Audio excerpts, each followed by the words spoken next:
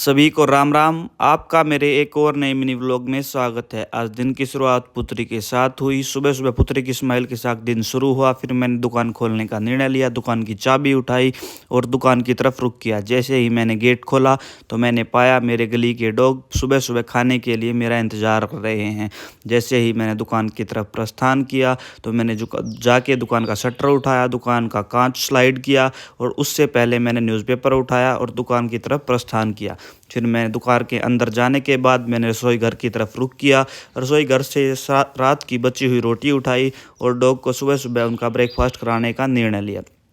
फिर उसके बाद तीनों डॉग्स को उनकी अलग अलग करके मैंने रोटियां दी और उनका सुबह सुबह का ब्रेकफास्ट करवाया। तब तक नंदी महाराज का भी आगमन हो चुका था। फिर मैंने दुकान से बची हुई रोटियां उठाई और नंदी महाराज को सुबह सुबह उनका ब्रेकफास्ट करवाने का निर्णय लिया। नंदी महाराज का ब्रेकफास्ट करवा ही रहा था, तब तक दुकान पर कस्टमर का आगमन हो चुका था। फिर मैं दुकान पर वापस गया और कस्टमर की ज़रूरत अनुसार दवाई उसको दी और उसको बताया कि कैसे दवाई को लेना है। फिर उसको दवाई देने के बाद मैंने दुकान की सफाई करने का निर्णय लिया। धीरे धीरे मैं दुकान की सफाई का कार्य पूर्ण ही किया था, तब तक एक और कस्टमर का दुकान पर आगमन हो चुका था। फिर मैं वापस दुकान पर आया और मैंने अंकल जी से पूछा कि उन्हें कौन सी दवाई की आवश्यकता है। फिर उन्होंने दिखाया कि उनके पास डॉक्टर का प्रिस्क्रिप्शन था।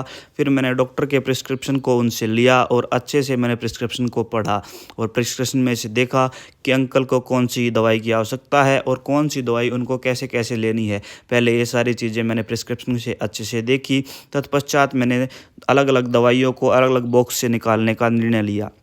प्रिस्क्रिप्शन में लिखी सुबह की सारणी अनुसार, शाम की सारणी अनुसार सारी दवाइयाँ मैंने दुकान से निकाली और फिर मैंने अंकल जी को दवाइयाँ दी और अंकल जी को एक एक दवाई के बारे में समझाया। तत्पश्चात मैंने नहाने का निर्णय लिया। मैं घर के अंदर वापस गया, वहाँ से तौलिया उठाया और मैं नहाने के लिए चल पड़ा। 5-7 मिनट बाद मैं नहा के वापस आ चुका था। फिर मैं दुकान पर फिर से वापस आया और मैंने पूजा का कार्य संपन्न किया। मैंने पूजा की, तब तक सुबह सुबह मेरा ब्रेकफास्ट के रूप में वाटरमेलन यानी तरबूज मेरी दुकान की टेबल यानी मेरी दुकान पर बैठने लायक बनी एक टेबल के ऊपर आ चुका था। फिर मैंने सुबह सुबह ब्रेकफास्ट में तरबूज खाने का निर्णय लिया। जैसे ही मैं तरबूज की तरफ आगे बढ़ा तो न्यूज़पेपर भी मेरा वेट कर रहा था। साथ ही साथ मैंने न्यूज़पेपर को उठाया और न्यूज़पेपर के सबसे पहले वाले पृष्ठ को खोला और उसके ऊपर देखा सुबह सुबह देश विदेश के हर एक कोने से कौन सी खबर आई है। साथ साथ मैं खबर को पढ़ता गया और तरबूज का सुबह सुबह ब्रेकफास्ट में एंजॉय लेता गया। तब तक भौमिक जी का दुकान पर आगमन हो चुका था। जैसे ही भौमिक जी की आवाज़ पुत्री ने सुनी तो पुत्री का भी भौमिक जी के पास सुबह सुबह वापस फिर से आगमन हो चुका था। सुबह सुबह दोनों एंजॉय कर रहे थे। तब तक मुकुल जी का दोपहर का समय हो चुका था और वो दुकान पर आ चुके थे। हमने दोपहर का समय व्यतीत किया। तकरीबन शाम 3 बजे का समय हो चुका था और फिर तत्पश्चात कस्टमर का दुकान पर आगमन हुआ।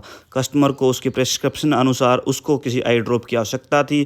फिर मैंने उसकी प्रिस्क्रिप्शन उठाई और प्रिस्क्रिप्शन में अच्छे से पढ़ा कि उसने उस आई ड्रॉप का कैसे इस्तेमाल करना है, कि दिन में कितनी बार डालनी है और किस किस समय डालनी है और कितनी कितनी ड्रॉप्स डालनी है। मैंने ये सारी चीज़ें पढ़ी और कस्टमर को बताई कि उन्होंने इस आई ड्रॉप का अपनी आँख के अंदर कैसे कैसे इस्तेमाल करना है। उनको अच्छे से समझाया और वो आई ड्रॉप लेकर अपने घर की तरफ रवाना हुए। तत्पश्चात दुकान पर शाम का समय हो चुका था।